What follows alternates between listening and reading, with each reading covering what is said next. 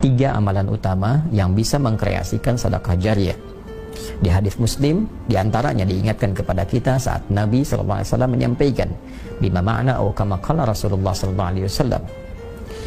Ada tiga golongan yang saat anak Adam itu, manusia itu meninggal dunia. Kalau kita ambil redaksi hadisnya, idza matal insanu, jika seorang manusia yang biasa beraktivitas itu kemudian meninggal dunia dan tak mampu beraktivitas lagi, karena itu inqata'a sa'iru amali, terputus semua peluang amalnya.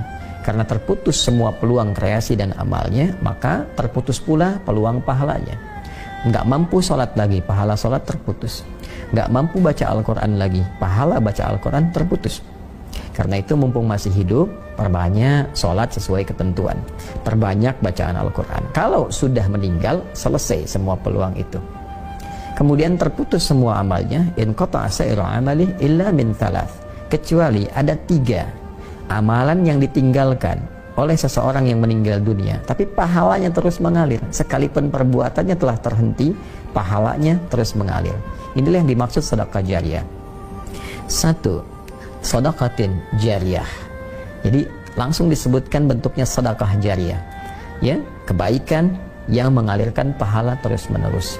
Apa diantaranya? Cara cepatnya adalah memfasilitasi satu kebaikan atau mengerjakan satu amalan yang dikerjakan kembali oleh banyak orang.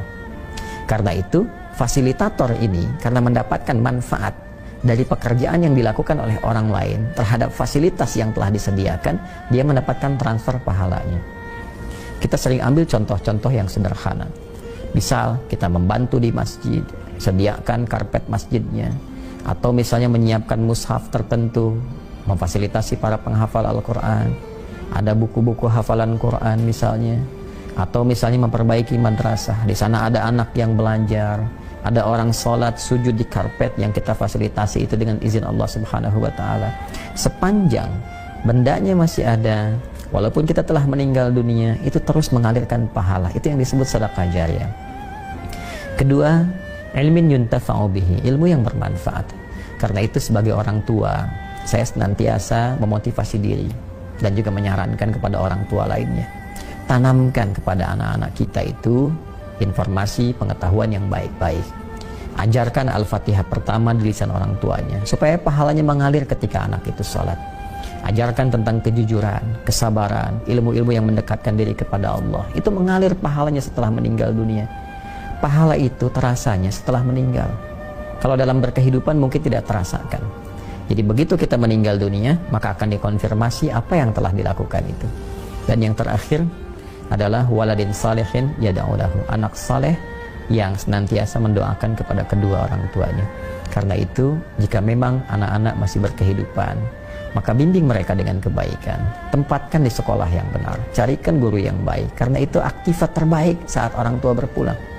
Dan ini pun rumus berkebalikan, mafhum mukhalafah untuk anak-anak. Mafhum mukhalafahnya, pengertian terbaliknya, anak-anak jangan lelah ibadah. Karena ketika Anda tidak beramal soleh, Anda tidak termasuk anak soleh yang doanya belum tentu sampai kepada orang tua. Nah, karena itu saya berharap kita semua belajar dari apapun yang kita hadapi untuk meningkatkan ketakwaan pada Allah Subhanahu wa Ta'ala, dan saling mendoakan semoga kita berpulang dalam keadaan yang baik. Saya kira itu tausiah singkat yang bisa saya sampaikan. Semoga Allah merahmati kita semua, dan kita bermohon kepada Allah semoga semuanya diberkahi dalam kemuliaan, dipertemukan dengan Rasulullah saat kembali nanti kepada Allah, dan ditempatkan dalam tempat yang lebih baik dengan ridha Allah Subhanahu wa Ta'ala. Allahumma taqabbal minna innaka antas sami'ul alim wa tub 'alaina innaka antat tawwabur rahim.